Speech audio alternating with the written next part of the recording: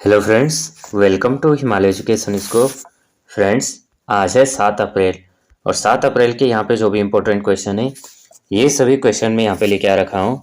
और friends, video के अंत में जो है मैंने क्वेश्चन लिया था, इसका आंसर आपको जो है कमेंट में बताना है। अगर अभी तक आपने चैनल को लाइक शेयर और सब्सक्राइब नहीं किया तो प्लीज़ चैनल को लाइक शेयर और सब्सक्राइब कर देना, बेल आइकन को प्रेस कर देना। जो भी मैं वीडियो अपलोड करूँगा उसका आपको नोटिफिकेशन मिल जाएगा। आज का पहला क्वेश्चन है, विकास और शांति के लिए अंतर्राष्ट्रीय खेल दिवस IDSPDP कब मनाया जाता है? तो ये मनाया जाता है 6 अप्रैल को। नेक्स्ट यहाँ पे जो है भारतीय जनता पार्टी बीजेपी के स्थापना दिवस पर जो है फाउंडेशन डे पर जो है शनिवार 6 अप्रैल को मनाया गया है। तो यानी 6 अप्रैल को जो है 2 दिवस मनाए गए हैं। उसके बाद जो है 1 अप्रैल को उत्कल दिवस मनाया गया और 2 अप्रैल को विश्व ऑटिज्म जागरूकता दिवस मनाया गया और 3 अप्रैल को हिंदी रंगमंच दिवस मनाया गया। 4 अप्रैल को अंतर्राष्ट्रीय खदान जागरूकता दिवस और 5 अप्रैल को जो है राष्ट्रीय समुद्री दिवस मनाया गया है। नेक्स्ट क्वेश्चन, किसने सुरक्षा परिषद की बैठक में भारतीय प्रतिनिधि मंडल का सहयोग किया है? ये क्या है? अजीत डोभाल। तो संघाई सहयोग संगठन SCO के सदस्य देशों की सुरक्षा परिषदों के सचिवों की 19वीं वार्षिक बैठक 2 से 3 अप्रैल 2024 तक कजाकिस्तान के अस्ताना में आयोजित की गई थी। भारतीय प्रतिनिधि मंडल का नेतृत्व राष्ट्रीय सुरक्षा सलाहकार NSA अजीत डोभाल ने किया था। नेक्स्ट क्वेश्चन, पेरिस ओलंपिक में जूरी के रूप में नियुक्त होने वाली पहली भारतीय महिला कौन है? तो ये हैं बिल्किस मीर। तो बिल्किस मीर जो है 3 अंतर्राष्ट्रीय आयोजनों में जूरी सदस्य होंगी। पेरिस ओलंपिक में जूरी की भूमिका निभाने के अलावा बिल्किस मीर 2 अन्य अंतर्राष्ट्रीय आयोजनों में भी जूरी का हिस्सा होगी। वह 18 से 20 अप्रैल 2024 तक टोक्यो जापान में आयोजित होने वाले कैंकिंग और कैनोइंग एशिया के ओलंपिक क्वालिफाइंग राउंड के लिए जूरी सदस्य के रूप में काम करेगी।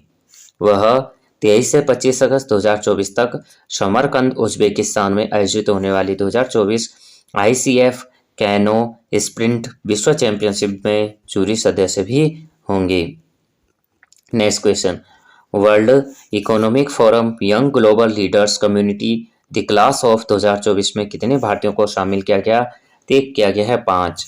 भूमि पेडनेकर, अद्वैत नायर, अर्जुन भरतिया, प्रिया अग्रवाल, हेबार और शरद विवेक सागर। तो विश्व आर्थिक मंच WEF ने 4 अप्रैल 2024 को जिनेवा स्विट्जरलैंड में young global leaders community the class of 2024 के अपने 20वें संस्करण की घोषणा की है। सूची में राजनीति, व्यवसाय, नागरिक समाज, कला और शिक्षा के विभिन्न क्षेत्रों से 40 वर्ष से कम उम्र के लगभग 90 युवा शामिल हैं। विश्व आर्थिक मंच की स्थापना 1971 जर्मन में नागरिक क्लास साव द्वारा एक गैर लाभकारी अंतर्राष्ट्रीय संगठन के रूप में की गई थी, जिसका उद्देश्य सार्वजनिक निजी सहयोग को बढ़ावा देना है। WEF का मुख्यालय कॉलोनी स्विट्जरलैंड में और WEF द्वारा जारी एक रिपोर्ट। यहाँ पे जो है फोरम तो 2024 में जो है शामिल भारतीय इस सूची में शामिल हैं। मुख्य रूप से कला और संस्कृति, व्यवसाय, सामाजिक उद्यमिता क्षेत्र भारतीयों में शामिल किए जाते हैं। सबसे पहले भूमि पेडनेकर कला और संस्कृति, अद्वैत नायर व्यापार, मुख्य कार्यकारी अधिकार न्यायिक फैशन, अर्जुन भारतीय व्यापार, प्रिया अग्रवाल व्यापार और शरद विवेक सागर सामाजिक उद्यमी।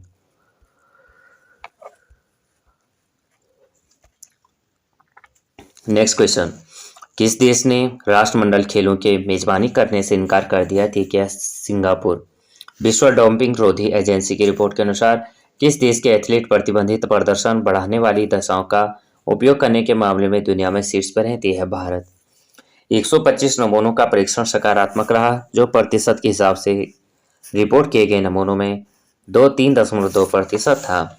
विश्व डोपिंग रोधी एजेंसी वाडा की स्थापना 1991 में हुई थी। वाडा एक अंतर्राष्ट्रीय संगठन है जिसका मुख्यालय मॉन्ट्रियल कनाडा में है और अध्यक्ष यहाँ पे विल्टोड बैकोक हैं। सेना ने वायु रक्षा मुद्रा को बढ़ाने के लिए किस प्रणाली को शामिल किया है? क्या है? आकाशतीर। 2047 तक किस देश ने परमाणु ऊर्जा क्षमता को 1 लाख मेगावाट बढ़ाने का लक्ष्य रखा है? रखा है भारत। तो नई दिल्ली भाषा परमाणु ऊर्जा आयोग के अध्यक्ष A.K. मोहंती ने कहा कि भारत का लक्ष्य 2047 तक 1 लाख मेगावाट परमाणु ऊर्जा का उत्पादन करना है, जो वर्तमान में 8,000 मेगावाट से अधिक है। वर्ल्ड फ्यूचर एनर्जी शिखर सम्मेलन की मेजबानी कौन करेगा? तय करेगा मस्तर। संयुक्त अरब अमीरात के स्वच्छ ऊर्जा क्षेत्र में एक प्रमुख खिलाड़ी मस्तर विश्व भविष्य ऊर्जा शिखर सम्मेलन और ग्रीन हाइड्रोजन शिखर सम्मेलन का आयोजन कर रहा है। भारत सरकार देश में यूरिया के आयात को कब तक समाप्त करने की योजना बना रही है? बना रही है दिसंबर 2025 के अंत तक। तो केंद्रीय रसायन और उर्वरक मंत्री मनसुख मंडाविया के अनुसार भारत 2025 के अंत तक यूरिया का आयात बंद कर देगा। मंत्री के अनुसार भारत में उर्वरक संयंत्रों के चालू होने के कारण स्वदेशी यूरिया उत्पादन की क्षमता में वृद्धि हो रही है, जिसके कारण भारत 2025 के अंत तक यूरिया का आयात बंद कर देगा। देश में यूरिया उत्पादन का आयात जो है 2014-15 में 225.08 लाख टन से बढ़कर 2022-23 में 284.95 लाख टन हो गया।